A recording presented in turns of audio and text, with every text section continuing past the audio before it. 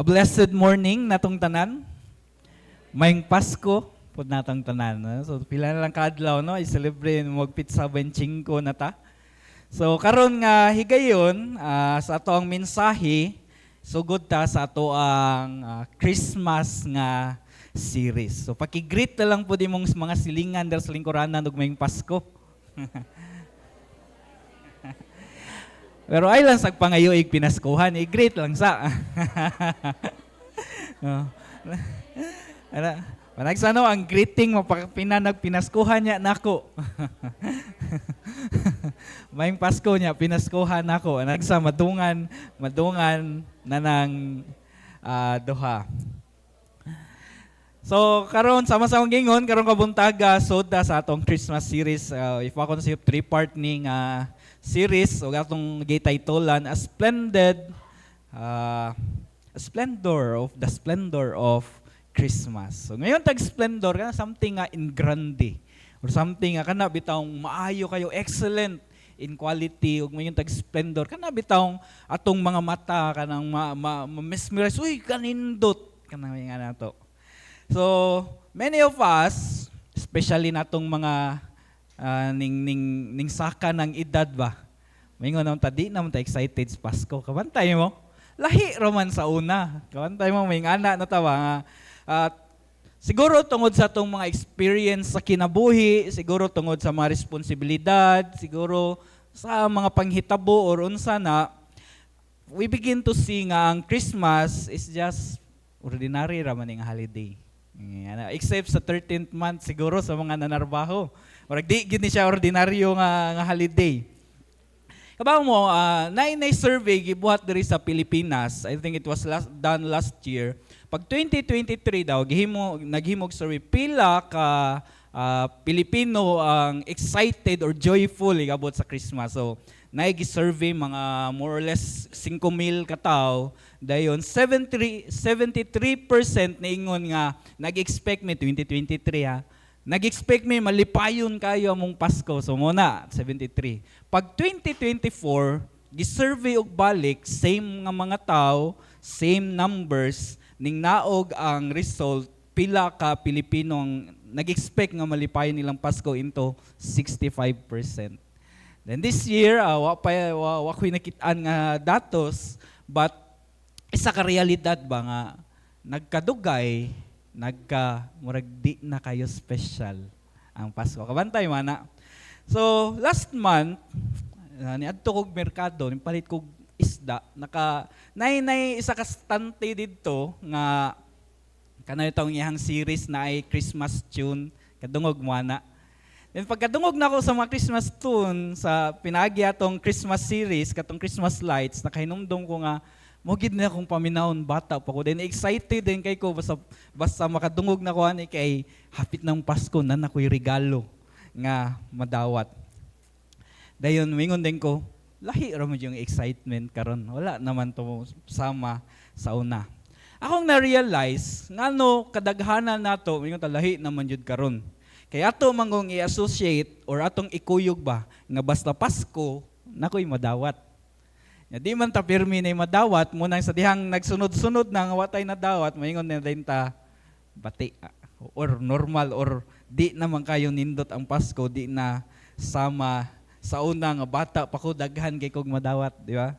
Ingana. So nakahunahon na ako nawa namang splendor or nawa namang pagka-ingrande aning Pasko natoy nga naman sayop ang atong gitutukan sa Pasko. Sayop ang atong gikuyog every time mag-celebrate og Christmas season. O ato lang untang i-associate or ikuyog sa Christmas ba nga season kay para i-honor ang atong manluluwas nga na tao 2,000 na katuig ang nilabay, then I'm sure splendid or brilliant or nindot ang atong Pasko kada tuig. Sa gingon og every time maghuna-huna tag Christmas celebration, Christmas season, ato siyang i-associate sa pag-honor. Nga natawo ang atong manluluwas, I think, splendid or maayo kayo excel ang atong Christmas season every year. And in light to that, atong sugdan ang atong topic into a splendid reason. But before that, magpray ta mga tagiya sa Ginoo. Let's pray. Father in heaven, salamat sa gayon nga kami makatuon sa imong balaang pulong, makapamalandong niini. And at the same time, O Dios, we are acknowledging limited among kahibalo, among pangunahuna para matugkad ang imong pulong. Ang balaang espiritu, ubani kami, kuyugi kami niini imong sinuwat nga pulong, tudloi kami sa pagsabot, hilabi na sa pagsunod ug pagkinabuhi niini. Kadalaygon ka o Dios ug tabangi kami sa ngalan ni Jesus. Amen. So a splendid reason. Sa akong gingon ganina, splendid or splendor, gato yung tagag meaning, it's an adjective or nag-describe siya, generally indicating something that is grand, brilliant, or excellent. So sa itong topic karon na ay grand, brilliant, excellent nga reason o rason ngano naatay Pasko. Now, magsugod manggod ta sa pagkaanak ni Jesucristo sa baby nga naborn sa Bethlehem, we are not starting at the beginning yet of the Christmas story. We are starting o dira tang magsugod sa middle of the story. Tunga na gid na ang pagkatao ni Jesucristo sa gospel story. Then daghang question ma-left out o mabasa mo sa Matthew, Mark, Luke ug John, ngano na may mga anghel nga stang lipaya nga natawo ni siya. Ngano na may hari nga nahadlok nga nay natawo.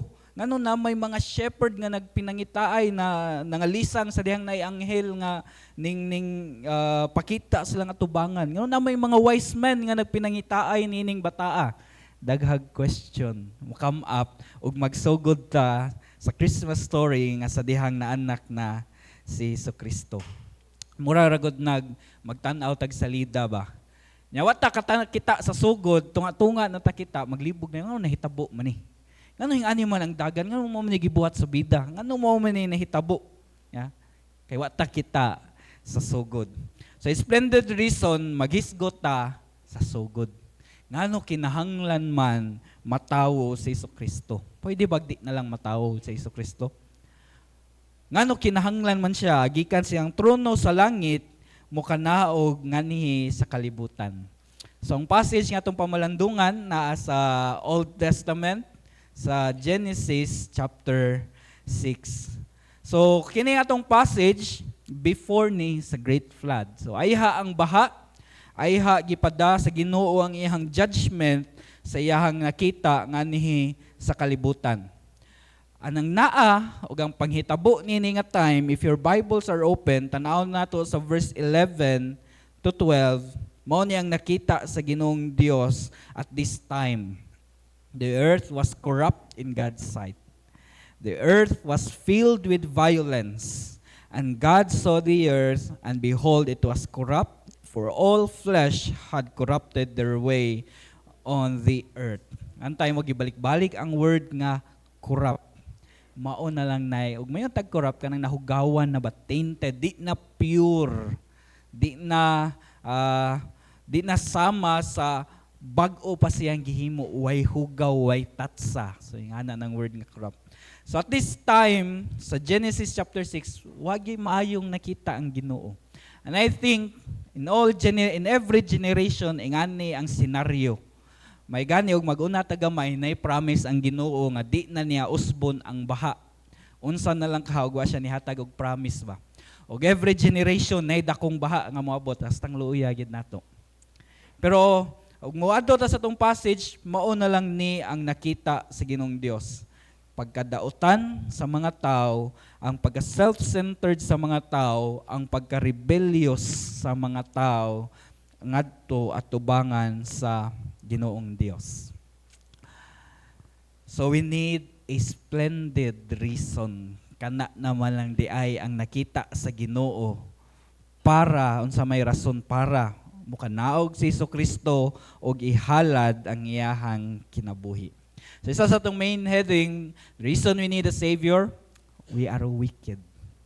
Mga dautan kita nga tao. Now verse 5 sa itong gibasa nga, the Lord saw that the wickedness of man was great. Now, di lang yun basta wicked, o gibutngan pag yun, o adjective great labaw or grabe kaayo ang wickedness or ang pagkadautan nga nasa tao in the earth, and every intention, bantayan nyo, tanang gusto sa tao, tanang nasunahunas kasing-kasing, kanina lang yun, continually pa yun.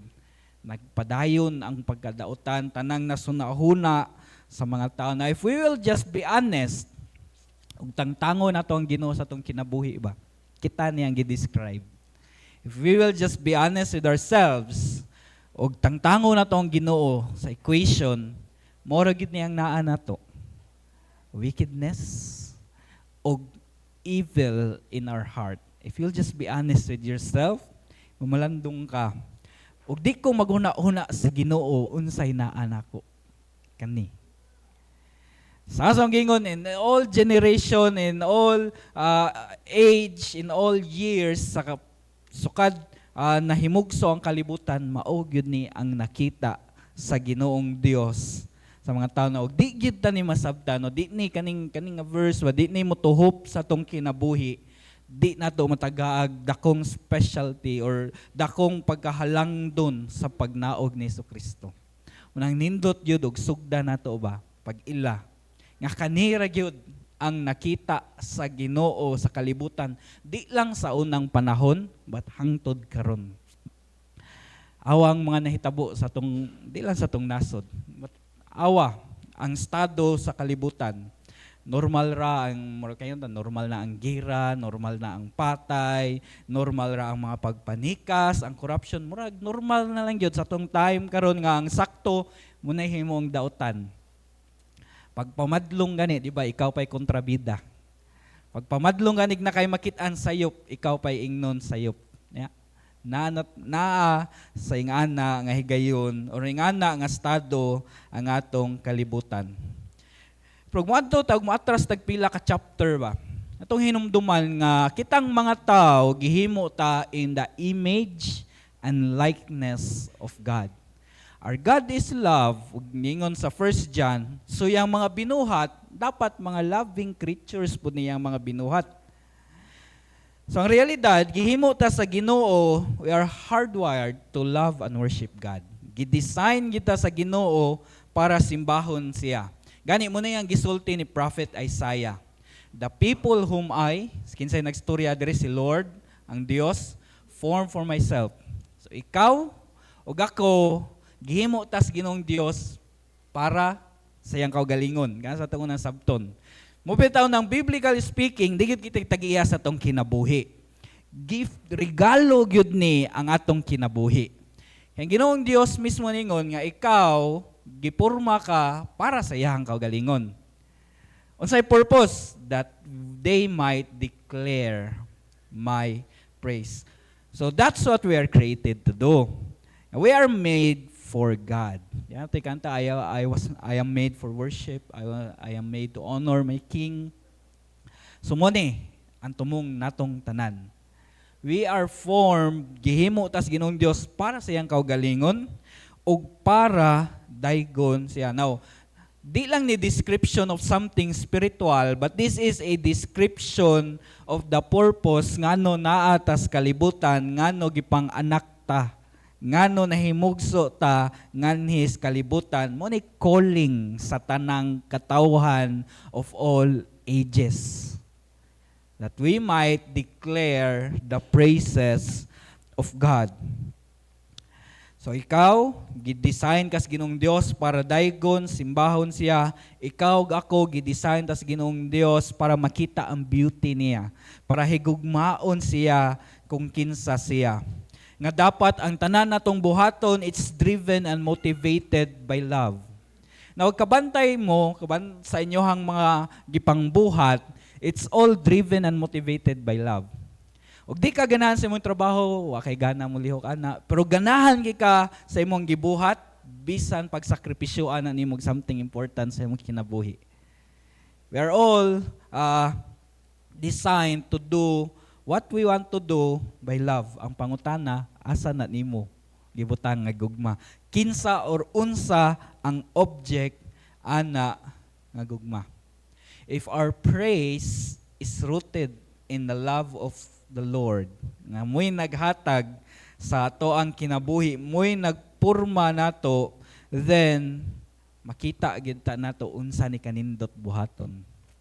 Kasuway ka ng nakaygibuhat, nakaygipaningkamutan, para ka mura magway tumong. Mura kung di mabungahon dinhi. Chances are high you're not intended to do that.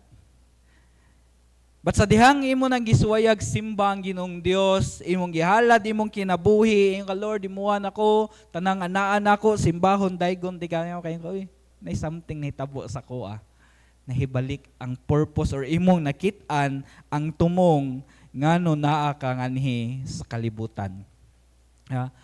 Kaog ako, we must be rooted in love of God. Mabitaw na kay wickedness sa mo lang dayang naa nato, gitagaan tag sugo sa Ginoong Dios. Iyang gisummarize, Verse 35 na ining duol kang Hesukristo, isa ka lawyer, isa ka person nga sweetos balaod, speaking of the first 5 books sa Old Testament, Genesis, Exodus, Leviticus, Numbers, Deuteronomy.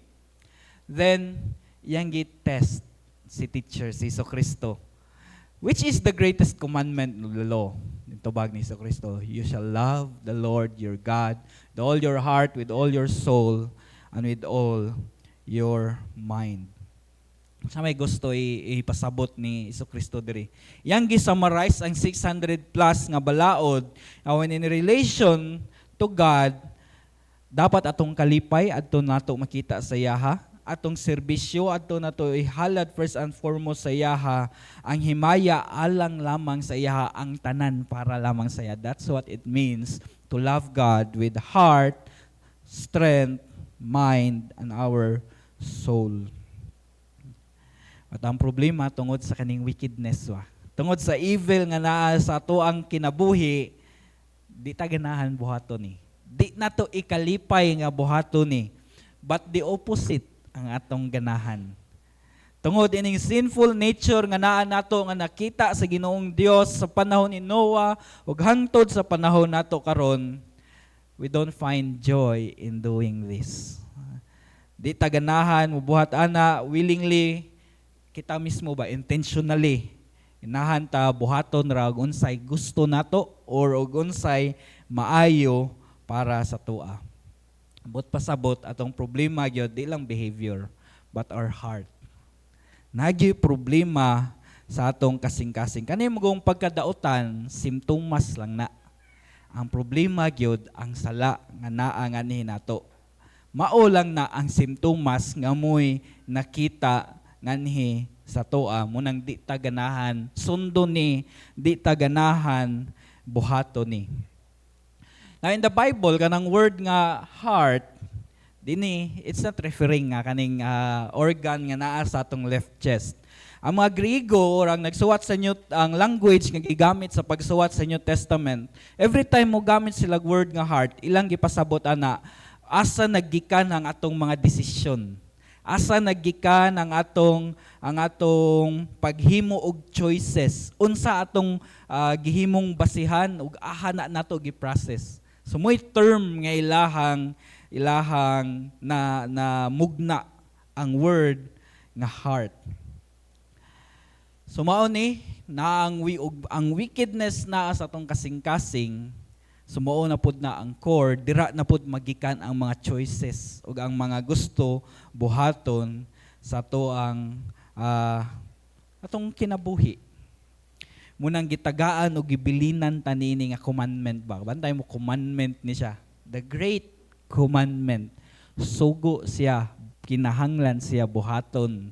Kinahanglan aware ta nga kani ang atong buhaton.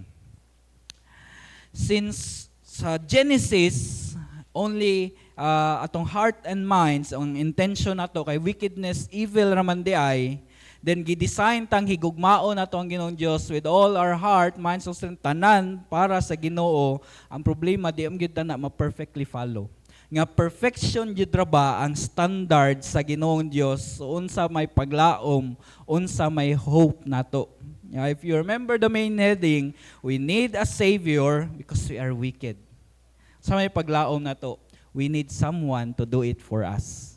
Kinahanglan ta naay mobuhat niini para nato kay di man nato kaya. So muna ngano naabot si Jesucristo. For I have come down from heaven not to do my own will but to do the will of him who sent me.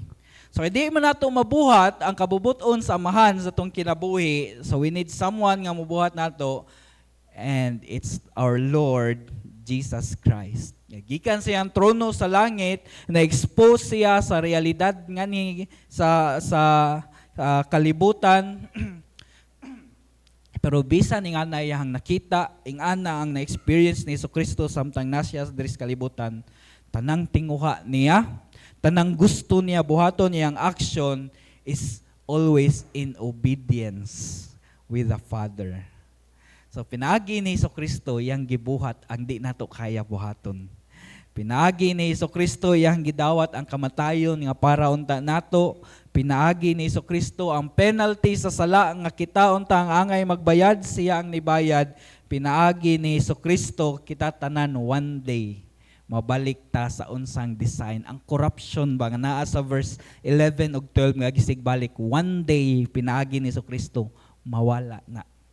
One day ikaw ug ako mahimong pure, perfect. Pinaagi ni ni Jesus Christ nga gibuhat ang will perfectly sa amahan.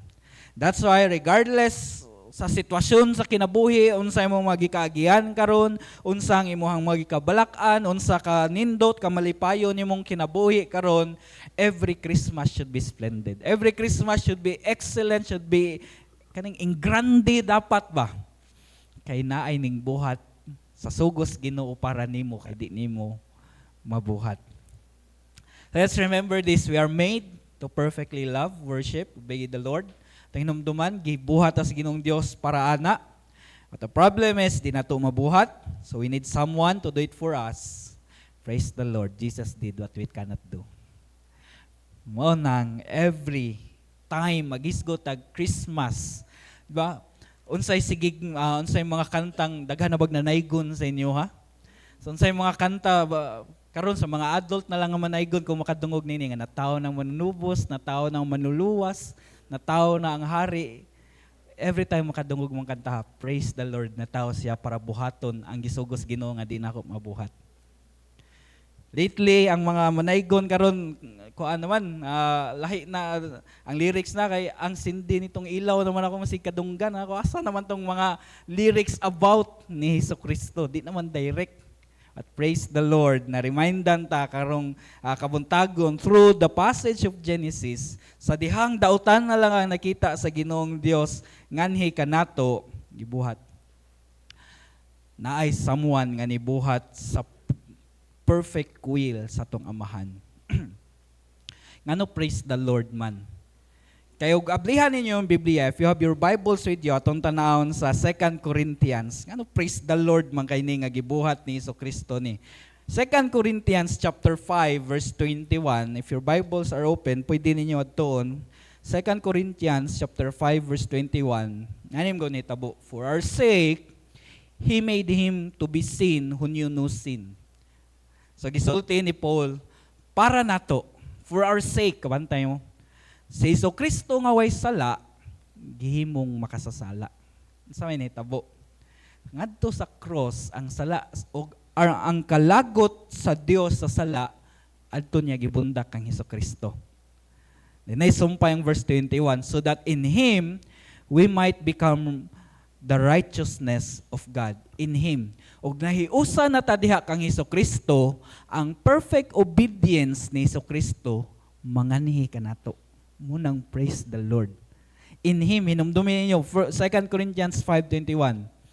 Si Jesucristo nga way sala, sa iyaha gibundak sa Ginoo ang judgment sa sala, so that in Him, sa dihang mahiusa na ta niya, sa dihang in agreement na ta niya, nanatay relationship ni Jesucristo, ang iyahang pagkamatarong, manganhi nato.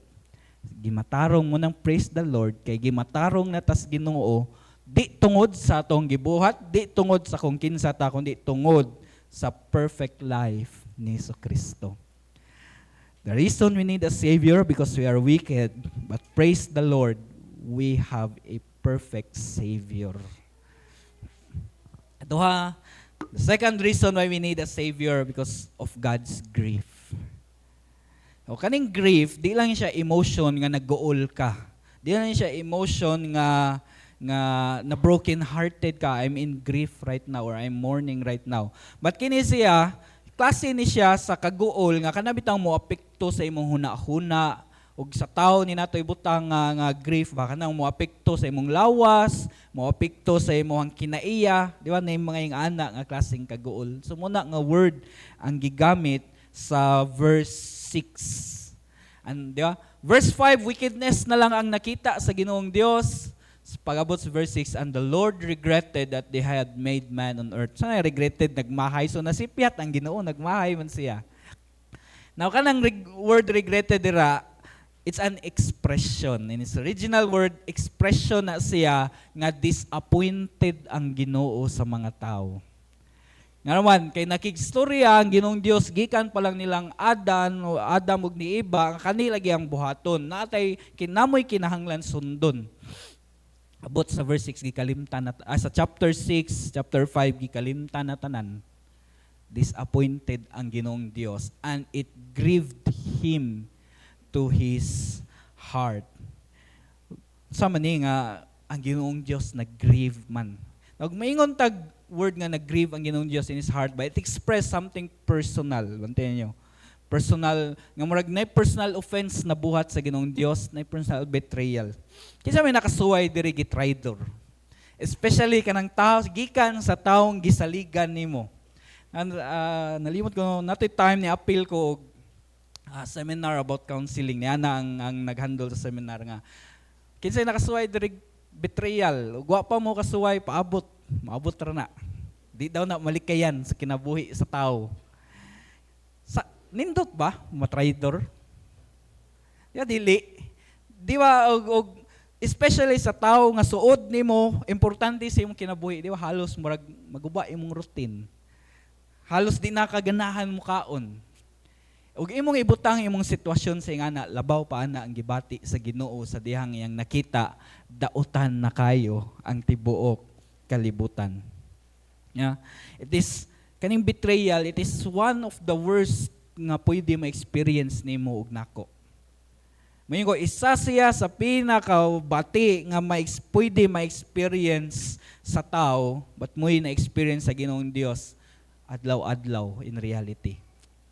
Kaya gumutan-aw ang Ginoong Dios nato, verse 5 man gyud iyang makita. Ug wala niabot si Kristo, verse 5 ra gyud. Tan-aw ninyong Biblia unsay nas verse 5. Mao ra gyud na ang iyahang makita nato ang verse 5. Wickedness is great, thoughts in our hearts and in our intentions is only evil continually. Grabe nga description sa mga tao munang nag-grieve. Munang grieving ang Ginoong Dios. Ug atong sabton nga di lang na ang Ginoong Dios nga mag-grieve ug way buhaton dayon. Nana siya buhaton sa dihang mag-grieve siya. Iyang nang gisulti ngadto ni Isaiah, ni Prophet Isaiah sa chapter 63, verse 9 to 10. Pag verse 9, is talking about the Israelites. In all their distress, sa dihang ang Israelites magkalisod, mo po ang gibati sa Ginoo. Sa dihang ang Israelites magkinahanglan og pagluwas, luwason sila sa Ginoong Dios. In His love and in His compassion, He redeemed them. And He lifted them up and carried them all the days of old. Gikan sa paggawas nila sa Egypt, hangtod sa ilan ang gi-enjoy ang kanindot sa promised land, mo ni gisigig buhat sa Ginoong Dios sa ilaha. Pero kanilang pagkagahig ulo sa mga Israelites. Verse 10, but they rebelled, mag-rebelde gyud sila. Ang pinaka-rebellion nga buhaton nila, musimba og laing Dios. Ang pinaka-paboritong rebellion nga buhaton na yung mga Israelites, magsimbag mga inukit nga imahe nga gikan sa ilang mga silingan nga nasod.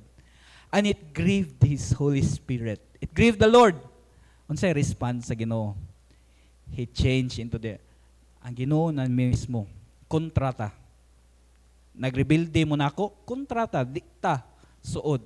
Ingana ang response sa Ginoong Dios every time or tungod kay nag-grieve ang Ginoo ngani sa tuwa.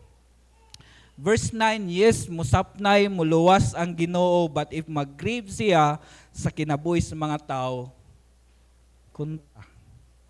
Mo bitaw na ang pinakasilot sa sala kay ang pagbundak sa kalagot sa Ginoo. Ug mo na ang nahitabo ug ang pinaka-meaning sa word nga hell. The wrath of God is there. Ang kasuko, kalagot sa Ginoo. That's what it is for God when in grief siya. When grieving ang Ginoong Diyos. Not because tungod kay naglagot siya, but because of love. Tungod kay nahigugma siya sa iyang mga binuhat. Yeah? God is love. He loves His creation. Pero that does not mean, oy, okay ra masipyat mo, love, bitaw ta mo. That means, nakita sa Ginoo nga magpadayon ang tao, di maayo ang ilang kapadungan, ug tungod siyang gugma, magguol, magsubo siya. Kaya ang dili ang tumong sa Ginoo nga maguba ang atong kinabuhi. Munang, it grieves Him as a Father, as a Maker. Sa Book of Psalms, strong kay ang word nga gigamit diri. You're not a God who delights wickedness. You hate. Kayo? Hate gid nga word ang gigamit ni David when it comes sa wickedness nga naa nganhi sa toa. Kanang word nga hate, it means rejection. You reject. Bunang sa gigamit nga term ni Prophet Isaiah, kontrahon ka mismo, isipon ka mismo sa Ginoong Dios nga kontra niya. Wag padayon tadira. But once again, akong balikon, di ni tungod kay nasuko, naglagot ang Ginoo, but tungod ni sa gugma. Ikaw, isip po sa kaginikanan, na yung mga ginikanan dito, isip ka individual nga na kay tao nga tagag-importansya sa imong kinabuhi ba. Then makita ka na siya naisakit siya nga kuan nga tanatog example, cancer, niya importante siya nimo sa tao. And because you love that person, ang imuhang kasuko na sakit. Muna'y tanaw sa Ginoong Dios when it comes sa sala. Binuhat man kuni. Nya ingana sila. God's heart, tinamduan, is being broken is a proof of His love for us. As betrayal breaks the heart of someone you truly loves. Yeah. Ang sama sa akong gingon ganina, betrayal, it breaks the heart, especially sa umingon ta sa mga taong importante gid sa tuwa. That's why the reason we need a Savior is because in God's grief, we can understand why He sent His Son. Munang, di ba? John 3:16. For God so loved the world. Bisag unsa ka wicked iyang nakita, unsa ka evil lang iyang nakita, because of His love, it breaks His heart, and tungod siyang pagkagrasyoso, iyang response was, luwason ko ni sila. Akong ipada, akong bugtong anak. The third heading, the reason why we need a Savior, because deliverance is only from God, or iya ra gyud, gikan ra gyud og makita ra gyud ngadto sa Ginoong Dios. Verse 7. So the Lord said, I will blot out man, every man. Akong panangtangon tanang tawo nga akong binuhat nganis kalibutan. Pasta ning mga mananap nga nagkamang, naglakaw o kining mga naglupad. Ako ning panangtangon, for I am sorry that I have made them. Kanang I am sorry again, it speaks of the expression nga disappointed ang Ginoong Dios sa iyahang nakita, sa iyahang mga binuhat. O dire lang unta ni end ang story, makaingon ta, luya, sa kalibutan.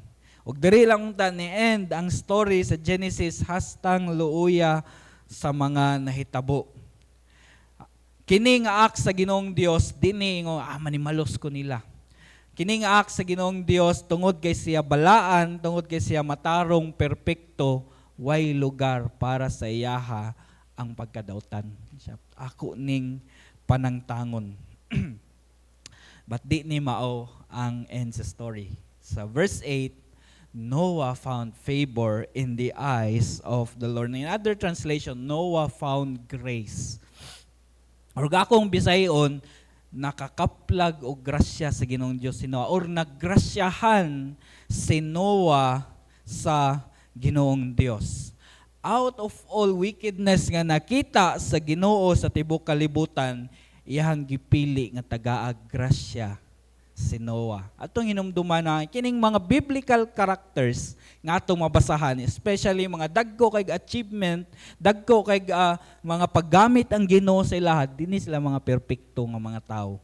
They just found favor in the eyes of the Lord. Pasalamat ang atong Ginoong Dios, atong naging series is unceasing in His grace. In the eyes of the Lord, Noah iyahang gikaluyan.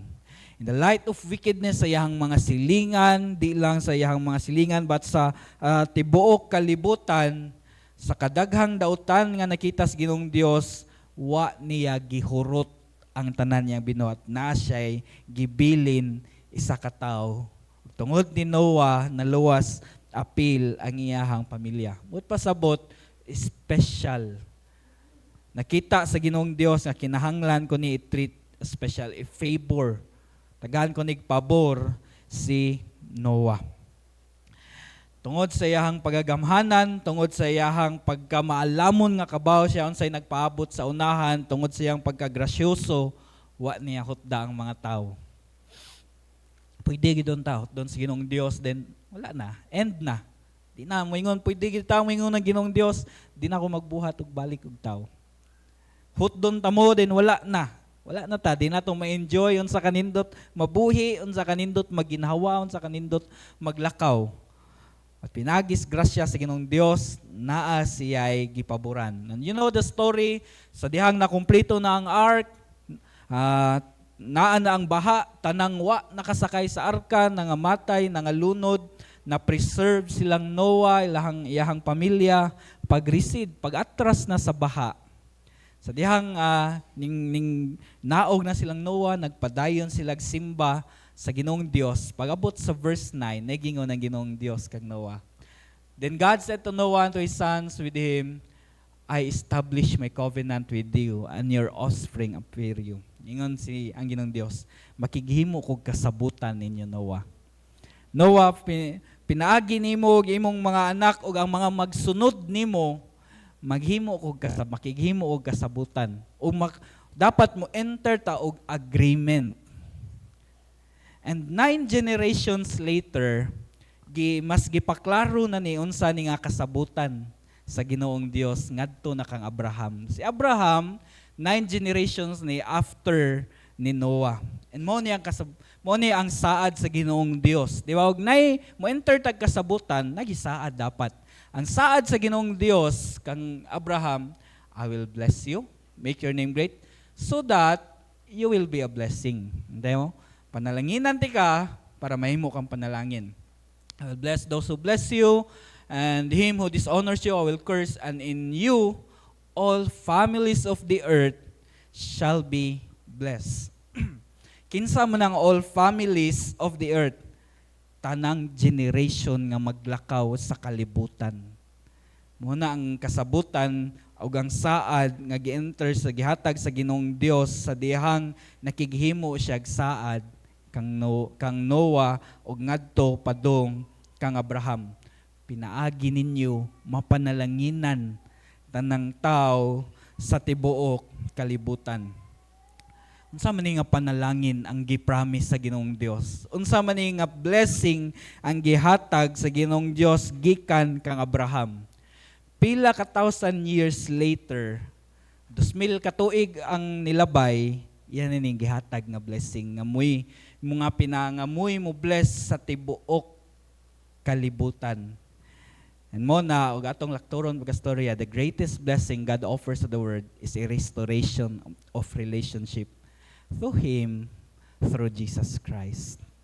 Nakita sa Ginoong Dios, puro na lang gyud mo dautan, nag-grieve ang Ginoong Dios, pero he found favor.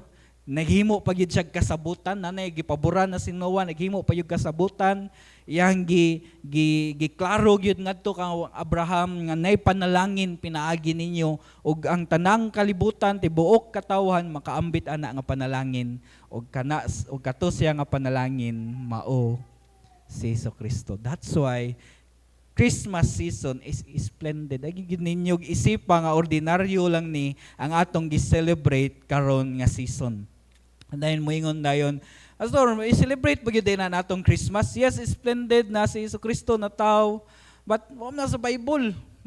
Napangutan-an na ba mo ana? Unsa may inyo ang gitubag?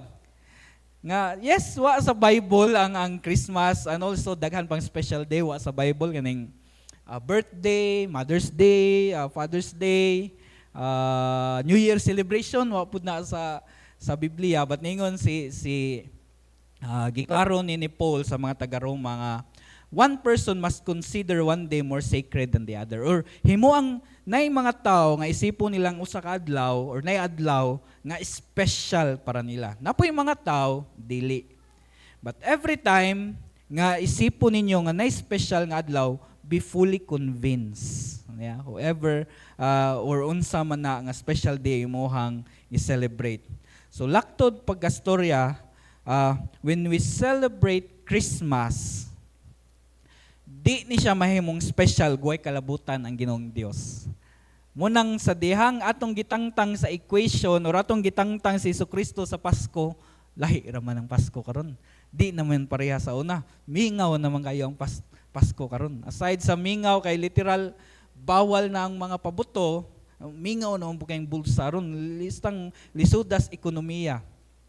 Pero imong i-appeal si Jesucristo sa pag-celebrate sa Christmas, imo ning i-appeal ba nga na kay panalangin. Nay panalangin nga gi-offer ang Ginoo para nimo. Then I'm sure why rason para mo yung kandi special ang atong gi-celebrate. We're not celebrating the date, but we are celebrating a person. Dili ang pizza 25, but kinsa atong gihandom karong buwana. Ang panalangin nga gi-offer sa Ginoong Dios sa tibok kalibutan. Di lang sa mga maayong tao, di lang sa mga graduhan, sa mga kinsa na, but sa tibok kalibutan, restoration of relationship. Yeah? Sa dihang wickedness ang nakita sa Ginoo sa tuan, sa gisulti niya kang Isaiah, isipon ta mo kontra. I-hate sa Ginoong Dios ang wickedness. But nang enter siya kasabutan nga ma-bless pinagi ni Abraham, pila ka generations later gikan ni Abraham, naa na ni ang chance nga ma-restore ta pinaagi ni Jesucristo. And the reason for the season is only Jesus Christ. So the reason nga splendid. Ang Christmas every year is because of this blessing. Panalangin nga gi-offer sa Ginoong Dios nimo og nako. Sa pagtapos, kaniadtong hinumduman key points, there's only evil and wickedness in us. If we'll be honest, sa mosong gingon ganina, ug di ta maguna-unas Ginoo kana ang nanato. Ansay bunga niya, we break God's heart. Munang kanyang time deserve para nato harsh nga judgment. At the splendid reason on Jesus coming down to offer us freedom from kani. Gitagaan tag kagawasan from condemnation. So ang Pasko special gid na permi. Kay tungod sa nahitabo 2000 na katuig anilabay, nanatay kagawasan. So that's the beginning of the Christmas story. Ang gihang tanan sa pagpamarog as we sing our response song,